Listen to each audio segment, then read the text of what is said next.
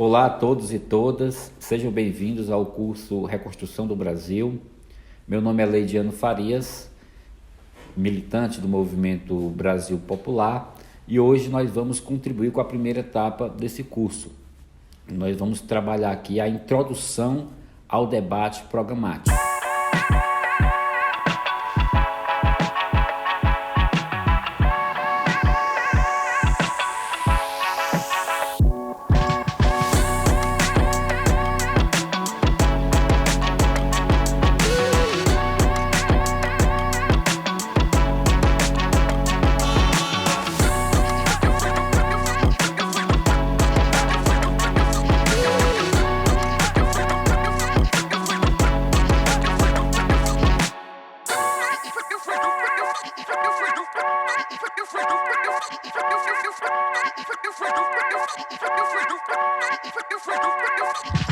De início, quero agradecer à Escola Paulo Freire pelo convite e devo dizer que vou trabalhar aqui alguns temas introdutórios do programa. Ao longo das próximas etapas, nós teremos o desenvolvimento do conteúdo programático. O nosso objetivo aqui é trabalhar mais as bases teóricas e históricas. Devo ressaltar que as primeiras lutas da classe trabalhadora, como por exemplo as revoltas camponesas, os tumultos, as explosões sociais, a destruição de máquinas, no famoso movimento conhecido como ludismo, que ocorreram nos primórdios da Revolução Industrial, essas formas de luta ainda não se expressavam sob a forma de um programa, né?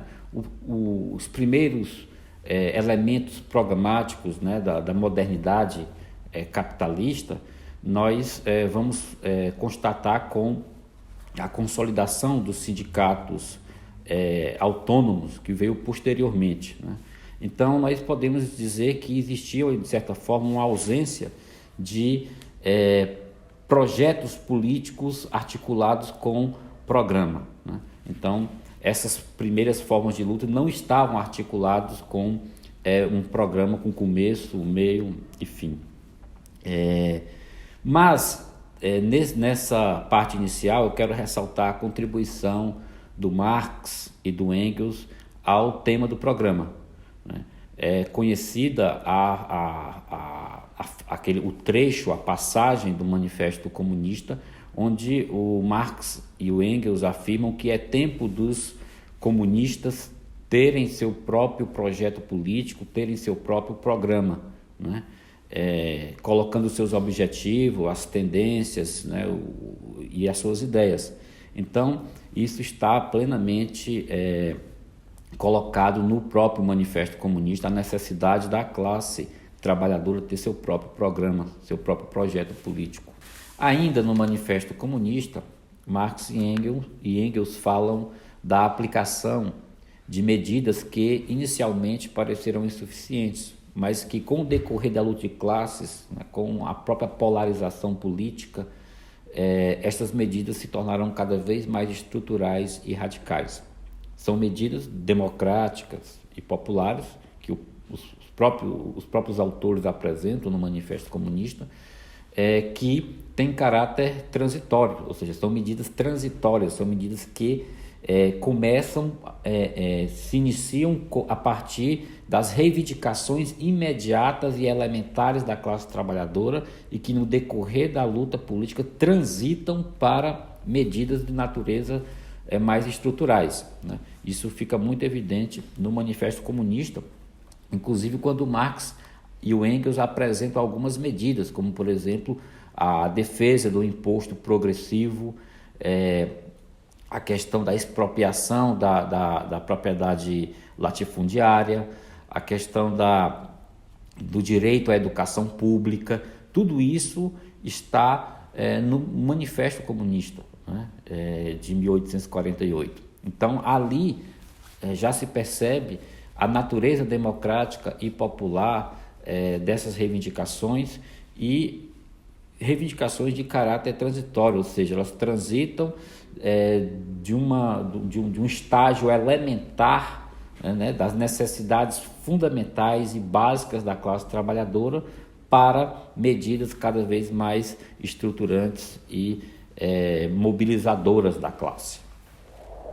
A abordagem do programa em Marx e Engels tem por objetivo demonstrar que eles defendem um programa de conteúdo democrático e popular caracterizado por reivindicações transitórias, ou seja, que transitam de medidas elementares, de reivindicações imediatas para reivindicações mais estruturantes, né? Isso fica evidente, por exemplo, em 1848, quando eles elaboram um dos primeiros programas da classe trabalhadora, que consta até numa obra que se chama As Lutas de Classe da Alemanha, onde a principal reivindicação é uma reivindicação de caráter nacional. Eles colocam a questão nacional no centro do programa que a Alemanha, né, que os alemães, os trabalhadores alemães precisavam, né, em 1848. E essa reivindicação é basicamente a defesa de que toda a Alemanha será uma república una e indivisível, né? Então, só para dar um exemplo de uma reivindicação de caráter nacional, né, que está no centro do programa que o Marx e Engels elaboraram para a Alemanha em 1848. Mas o Marx e o Engels prosseguiram dando diversas contribuições ao debate programático, e isso a gente observa também no 18 Brumário, né, quando eles fazem quando o Marx, no caso, né, no 18 Brumário, faz uma longa exposição sobre as reivindicações que a classe trabalhadora estava defendendo naquele contexto de revolução burguesa, né? E o Marx até afirma que toda reivindicação, ainda que a mais elementar, ela toma um caráter radicalizado no contexto das lutas e no contexto da revolução burguesa na França. Seguindo com a nossa exposição sobre a contribuição do Marx e do Engels ao debate programático, um outro momento importante dessa contribuição foi por volta de 1875, quando tem o Congresso de Gotha, que promoveu a unificação da Associação Geral dos Trabalhadores com o Partido Social Democrata dos Trabalhadores, né? Gerando aí, né, dando origem ao Partido Social Democrata Alemão. E nesse sentido, o Marx critica fortemente o programa que saiu desse congresso e considera até uma regressão, considerando o programa anterior. E o Marx também faz uma crítica muito dura, né, ao fato de que esse programa ele não apresenta nenhuma menção à necessidade de organização da classe trabalhadora, né? Não por acaso, numa carta a William Blake, ainda em 1875, Marx afirma que cada movimento real é mais importante do que uma dúzia de programas, né? Que o Marx ele via o tema programático diretamente vinculado à necessidade de organização da classe trabalhadora. Então ele combatia as concepções abstratas, né, e maximalistas do programa. Vale registrar também a contribuição, né, do Lênin ao tema programático, né? O Lênin tem escritos onde ele afirma o que o programa não deve ser, né? E segundo o Lênin, o programa não deve ser uma declaração de princípios, né, e nem uma teorização acadêmica, né? Então isso é importante, porque a esquerda caiu muitas vezes ao longo de sua trajetória em concepções maximalistas de programa, em concepções abstratas, em programas desvinculados de linha de massas. Então esse é um tema importante que o Lênin traz no tema do programa. E a contribuição do Lênin, ela se dá no contexto da Revolução Russa. E a Revolução Russa, ela apresenta 3 caminhos para o debate programático. Um primeiro caminho se dá, o programa ele se dá no contexto de uma revolução burguesa sob a liderança da burguesia, né? O Plekhanov era o principal fiador dessa formulação, né? É uma concepção etapista da Revolução, ou seja, primeiro você desenvolve uma etapa capitalista para posteriormente adentrar num período de construção do socialismo. Então, o programa se desenvolveu num primeiro momento sobre essa concepção defendida particularmente pelos mencheviques na Rússia, ou seja, o programa ele é aplicado dentro de uma estratégia etapista e sob a liderança da burguesia.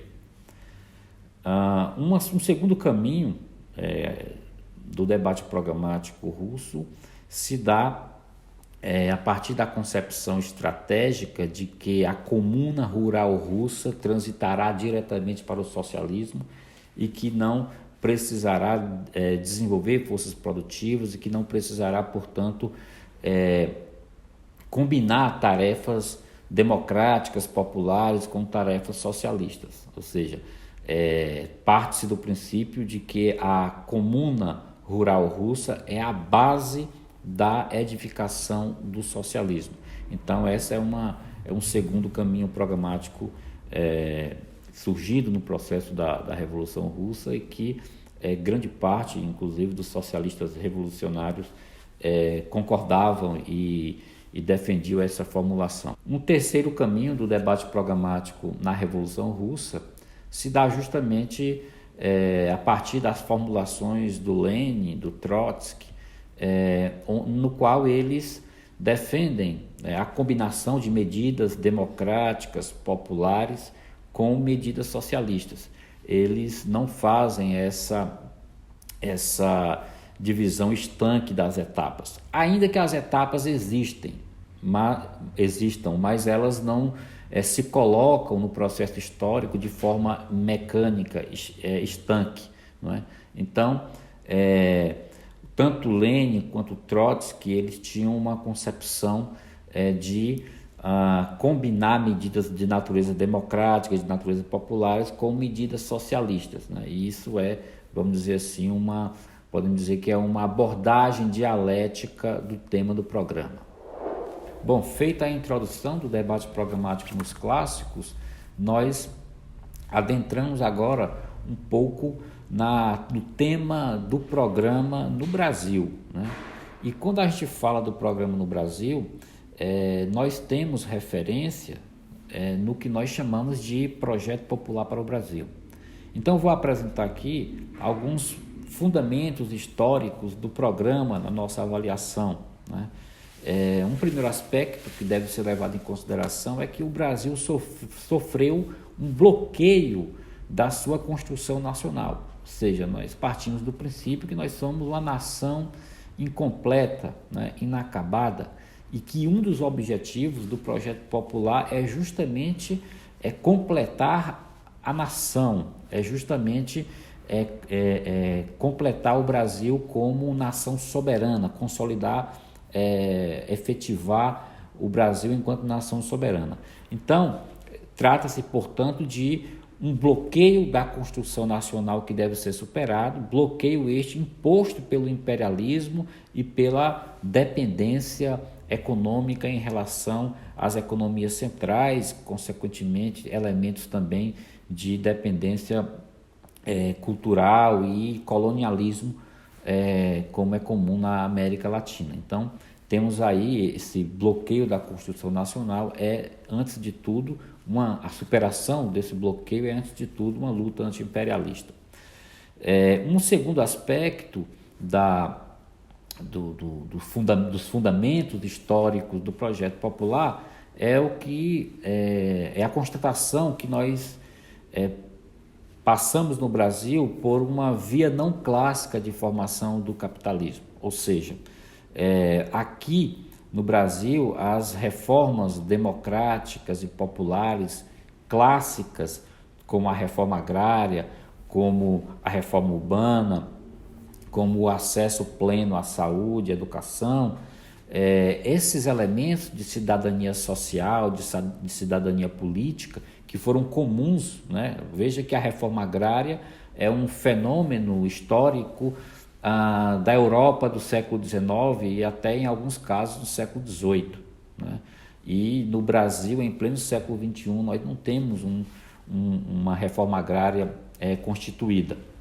Então, essas reformas democráticas, populares, nacionais, né, típicas da Revolução Burguesa, como diz o Florestan Fernandes, não foram efetivadas no Brasil, o que implica que a Revolução Burguesa no Brasil ela foi extremamente conservadora, né?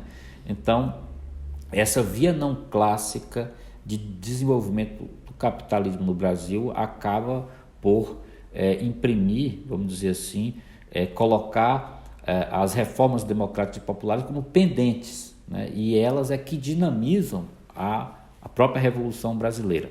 Então esse aspecto, né, do desenvolvimento, né, da via não clássica do capitalismo no Brasil é fundamental para definirmos o próprio conteúdo do projeto popular. Um terceiro aspecto é que o capitalismo no Brasil, bem como na América Latina, é dependente, né? Ou seja, há uma dependência econômica, há elementos de colonialismo, né, na formação social brasileira, há uma classe dominante que se reproduz em função da dependência com as economias centrais e que no plano interno é uma classe dominante autoritária, ela tem diferenças entre ela tem frações com interesses diferentes, mas ela tem elementos comuns no campo da defesa da propriedade privada, no campo da defesa do domínio de classe, né? Então, é uma classe dominante que institucionalizou a violência do Estado no Brasil. Então, esse é um aspecto importante. Ainda como fundamento histórico do projeto popular, nós podemos apontar um outro tema importante, que é o fato de que a formação da burguesia brasileira a incapacita, vamos dizer assim, de liderar qualquer processo de mudança, qualquer projeto de nação, né? Então isso é uma consequência, inclusive, desse caráter dependente do capitalismo e da própria burguesia brasileira, né, e suas frações em relação às economias centrais. Destacamos ainda, como fundamento histórico do projeto popular, o racismo estrutural, né? O Brasil teve quase 400 anos de escravidão, né? Nós tivemos uma abolição inacabada, um processo de abolição no final do século XIX que foi inacabado, e essa abolição inacabada ela acabou por gerar gerar uma nova questão social no Brasil, na medida em que esses negros e negras que ganharam a liberdade formal, eles não tiveram acesso à cidadania política e social, à saúde, à educação, e isso gerou uma questão social muito forte no Brasil. Não por acaso o Brasil é um dos países mais desiguais do mundo, né? E isso também lançou as bases do racismo estrutural no Brasil, né? Ele é estrutural justamente pelo fato de que ele está na gênese, né, da formação social brasileira, e não somente isso, ele está na gênese do próprio desenvolvimento capitalista. Ou seja, essa abolição inacabada, ela gerou, vamos dizer assim, ela foi determinante para que a mão de obra, a força de trabalho nos grandes centros urbanos fosse rebaixada, né? Então esse é um aspecto importante. Um outro aspecto estrutural e histórico que influencia no conteúdo do projeto popular é o reconhecimento e a centralidade que nós damos ao combate ao patriarcado, né? O patriarcado, assim como o racismo estrutural, é um elemento central da formação social brasileira. Então, a partir do patriarcado, se desenvolve a opressão e a desigualdade de gênero e uma série de formas de violência contemporâneas e bastante intensas no Brasil atualmente. Então esse tema é fundamental, esse tema de encarar o patriarcado como, assim como o racismo estrutural, como duas questões estruturantes e até mesmo imbricadas na formação social brasileira. Então, um projeto de natureza democrática e popular deve buscar fazer o combate às consequências que essa questão estrutural traz para a vida do povo. Outro fundamento histórico do projeto popular que nós devemos dar bastante atenção é o tema do processo de formação da classe trabalhadora no Brasil, né? Nós temos que compreender que ele não se deu como ocorreu na Europa, ou seja, a classe trabalhadora na Europa se forma aí em torno de mais ou menos 300 anos, né?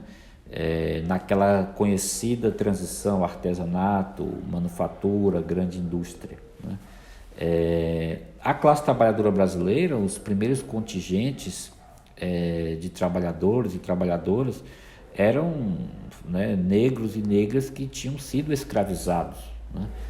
Então, isso traz... Aqui não teve essa transição, né? Artesanato, manufatura, grande indústria. Então, isso trouxe um impacto muito forte, não somente para a questão social, né, mas também para o próprio processo de constituição da cultura da classe trabalhadora, das formas de luta e assim por diante.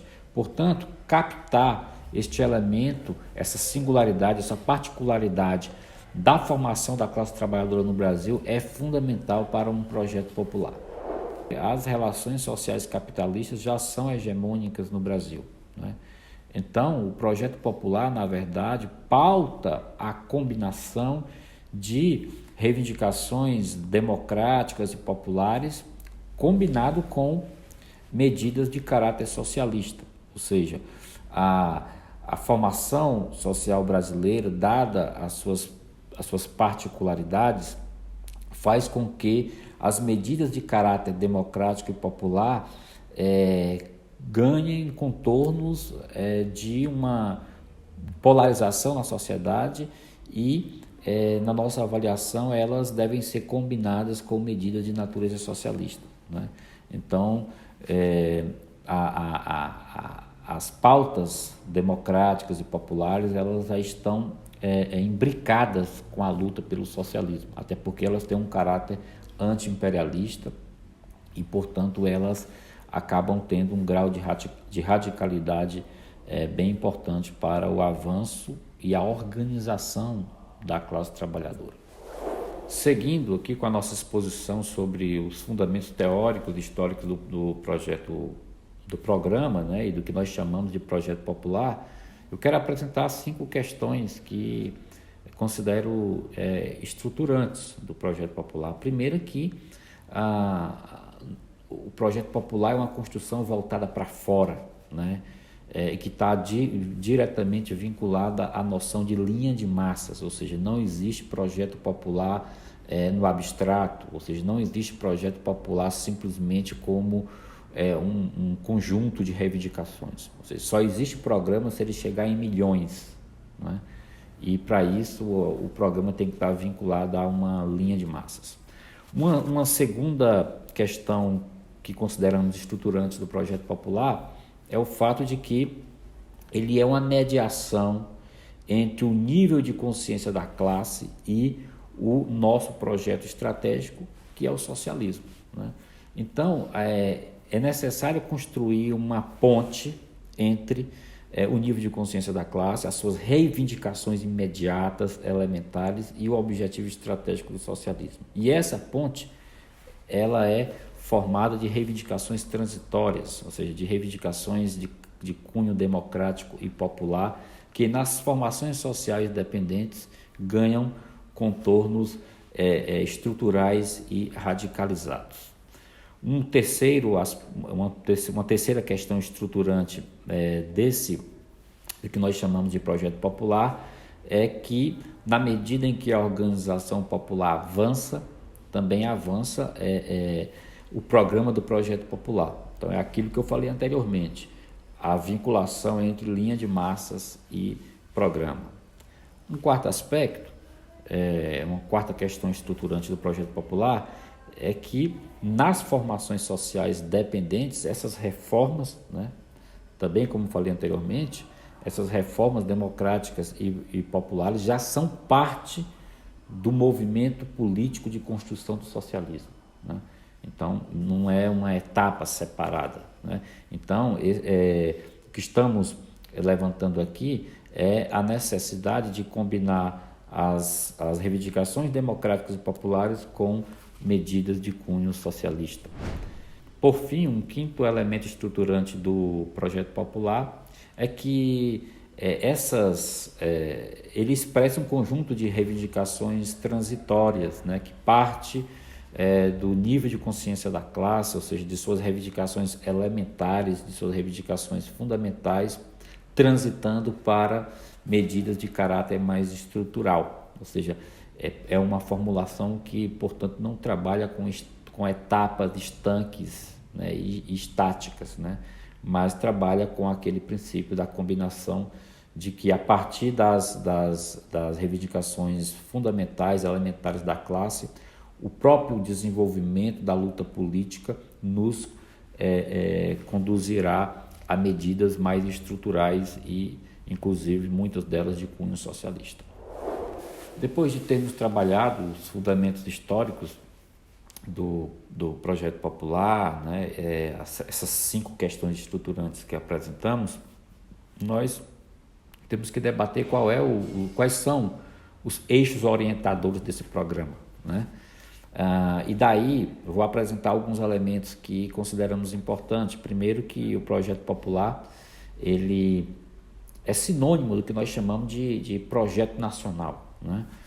E esse projeto popular ele deve ter um padrão de financiamento interno, né?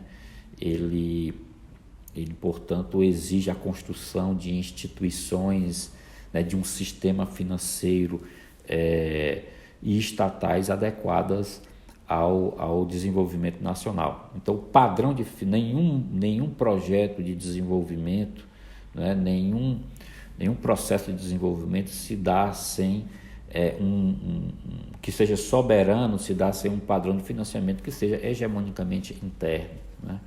Então, um outro aspecto é que o projeto popular ele luta pelo desenvolvimento nacional, e essa concepção de desenvolvimento combina 3 elementos. Um primeiro elemento é o tema da produtividade, ou seja, não existe desenvolvimento se não tem ganhos de produtividade, né? Um segundo aspecto dessa concepção de desenvolvimento é o tema da sustentabilidade ambiental, ou seja, é uma questão contemporânea muito importante o tema da sustentabilidade ambiental. Isso é parte fundamental de um projeto popular para o Brasil. E um terceiro pilar da nossa concepção de desenvolvimento é a participação popular, ou seja, não queremos projetos de desenvolvimento que negligenciem a participação popular. Então, ganhos de produtividade, como classicamente os processos de desenvolvimento têm, sustentabilidade ambiental e participação popular. Então, esse vamos dizer assim, o tripé da nossa concepção de desenvolvimento. Além do mais, esse projeto popular ele busca uma reindustrialização do Brasil, uma industrialização que seja soberana. E para essa industrialização ser soberana, ela tem que combinar indústria nacional e de ponta com ciência e tecnologia, né? Então, um tema importante. Então, o projeto popular busca a industrialização soberana. O projeto popular também busca construir, vamos dizer assim, um sistema financeiro nacional, né? Esse é um tema importante para o desenvolvimento no século XXI. Ou seja, você tem, dentro de uma economia financeirizada, você tem que ter sistemas financeiros nacionais, né, a serviço de um projeto de desenvolvimento nacional, né, e a serviço, portanto, e que, portanto, tem a capacidade de disponibilizar crédito, que controle o fluxo de capital, assim por diante.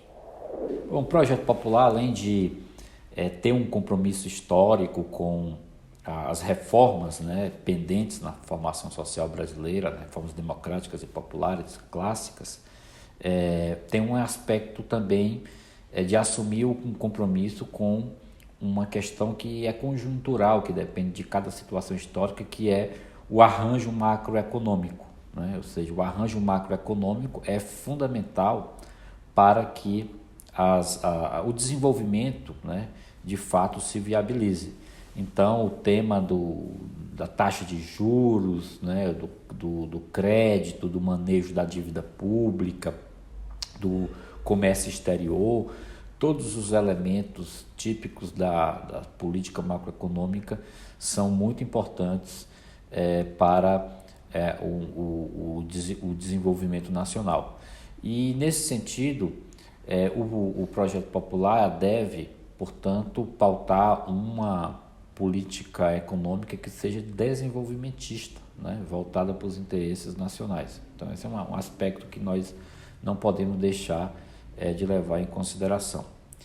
Prossigo apresentando que, dentro dessa concepção de que o desenvolvimento, na nossa visão, tem esse pilar do ganho de produtividade, esse pilar da sustentabilidade ambiental e um outro que é da organização popular.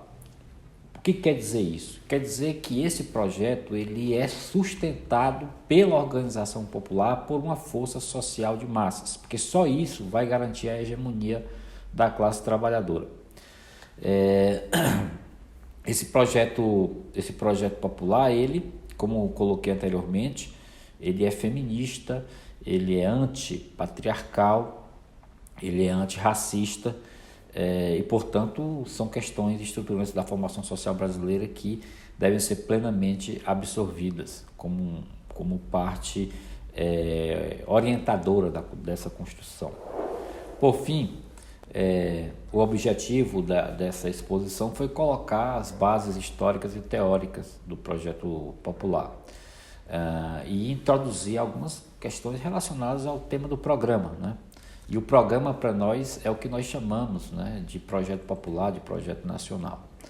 E nesse sentido, eu vou fazer um breve apontamento, porque o tema do programa, o conteúdo do programa será tratado nas próximas aulas. Então, a minha tarefa aqui foi mais de natureza histórica, né? Vou fazer uma abordagem histórica.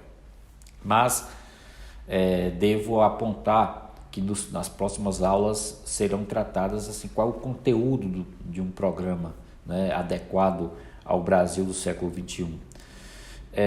Acho que, como ponto de partida, né, para que possamos avançar na construção desse programa, é muito adequado a ideia de reconstrução do Brasil, né, de um programa que paute a reconstrução nacional. E nesse sentido, como ponto de partida, e nós atualmente estamos em pleno debate programático, né, de pré-campanha presidencial, logo adentrando na campanha presidencial, o tema da reconstrução do Brasil vai se colocar. E aí eu quero apontar aqui 5 elementos que certamente serão pautados no processo eleitoral e que serão temas de debate. 3 destes elementos são de natureza mais conjuntural e os 2 últimos de natureza mais estrutural. Então, para que a gente possa fazer avançar um programa de reconstrução do Brasil, nós deveremos, essas 5 medidas, elas devem ser assumidas como compromisso. Primeiro, a revogação do teto de gastos, né, que inviabiliza a retomada dos investimentos, que inviabiliza a retomada das próprias políticas públicas. Então, isso é fundamental para que a gente consiga retomar a capacidade de investimento do Estado brasileiro, né? Um segundo aspecto que acredito que deverá ser tema de debate nesse processo que de crise política brasileira e pré-eleitoral é o tema de um programa emergencial de geração de emprego e renda, né? Ou seja, foco imediato é o combate ao desemprego e à fome que atormenta a classe trabalhadora no Brasil, né? Então isso aí é prioritário, né? E um terceiro elemento importante que é possível ser retomado desde já, na medida em que assuma um governo comprometido com os interesses do povo brasileiro, é o tema da política, a retomada da política externa Sul-Sul, né? Ou seja, que esteja voltada para o bem-estar e os interesses da classe trabalhadora do Sul global, né? Particularmente, centralmente, como ponto de partida, é avançar na integração da América Latina e da América do Sul, né? Então esse é um tema importante, ou seja, a retomada de uma política externa ativa, né, altiva, como falávamos há um tempo atrás. Então isso é fundamental para que a gente tenha uma retaguarda internacional e assim as mudanças consigam avançar no Brasil, ou seja, fortalecer as relações externas, né, de cooperação internacional no campo do desenvolvimento, no campo da ciência e tecnologia, no campo da educação, da saúde, portanto fortalecer as relações Sul-Sul. Por fim, mais duas questões que considero importante. Primeiro, será necessário estabelecer uma nova legislação social e trabalhista adequada ao século XXI. Isso é muito importante, ou seja, nós queremos instituir uma legislação trabalhista, né, social, que dê conta dos desafios do século XXI. E, finalmente, a reindustrialização do Brasil. Esse é um tema fundamental. Ou seja, não existe desenvolvimento sem indústria, né? E essa indústria ela tem que estar adequada ao século XXI. Nós temos que identificar quais são as cadeias globais de valor que nós temos condições, inclusive, de disputar em nível internacional. E, antes de tudo, nós temos que fortalecer o mercado interno brasileiro. Não tem indústria forte se nós não conseguimos retomar a capacidade de compra, né, de consumo do mercado interno brasileiro, a capacidade de consumo da própria classe trabalhadora. Portanto, é um tema fundamental esse tema da reindustrialização, o que vai exigir pesados investimentos em ciência, tecnologia e educação. Esse é um tema primordial para o avanço de um projeto popular para o Brasil. Então, é fundamental esse tema da reconstrução do Brasil, mas nós temos que constatar que nós temos uma questão no meio do caminho, né, a ser resolvida. Ou seja, não tem reconstrução do Brasil do ponto de vista social, do ponto de vista econômico, se nós não resolvermos um problema de natureza conjuntural que está colocado, que é a questão democrática. Então, é necessário reconstruir o Brasil, mas no meio do caminho tem uma pedra. E essa pedra é a questão democrática, é a necessidade da gente derrotar o neofascismo, né, o bolsonarismo e sua política ultraliberal. Então, é um aspecto importante, esse tema da questão democrática. Por fim, quais são... o projeto popular, ele tem essas raízes históricas, como eu coloquei anteriormente. A primeira versão do projeto popular foi, vamos dizer assim, o programa da Revolução Abolicionista inacabada, né? O movimento abolicionista apresentou, a sua ala radical apresentou um programa que nós identificamos como a primeira versão do projeto popular. Pautava a industrialização acelerada, pautava o fim da escravidão e pautava uma série de questões importantes no campo dos direitos sociais, né? Então, a primeira versão do projeto popular já apareceu, vamos dizer assim, com a própria luta antirracista no Brasil, né? E as premissas de um projeto popular nós podemos identificar na seguinte perspectiva. Primeiro, as premissas para a concretização desse projeto popular. A leitura da realidade nacional, um desafio que está colocado, ou seja, não tem um programa sem uma leitura da sociedade de classes atualizada. Segundo, não tem um programa consequente se não tiver linha de massas e organização popular. Portanto, o programa tem que estar vinculado à linha de massas, tem que estar vinculado à organização popular. Caso contrário, é um programa maximalista deslocado do próprio movimento da classe.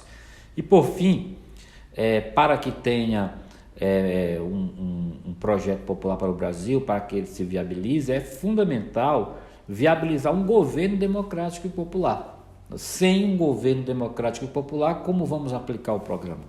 Então, as vias de chegar a um governo democrático e popular seria tema de um outro módulo, né? Mas o fato é que não tem como aplicar esse projeto, como efetivar esse projeto democrático e popular se nós não tivermos um governo democrático e popular, né? Então, essas são basicamente as premissas para a concretização do projeto popular para o Brasil. Por fim, agradeço pela oportunidade de contribuir nesse tema tão relevante que é o tema do programa, do projeto popular. Reforço o convite para seguirmos acompanhando as próximas etapas, os próximos módulos e assim darmos uma contribuição para a reconstrução do Brasil. Forte abraço a todos e todas.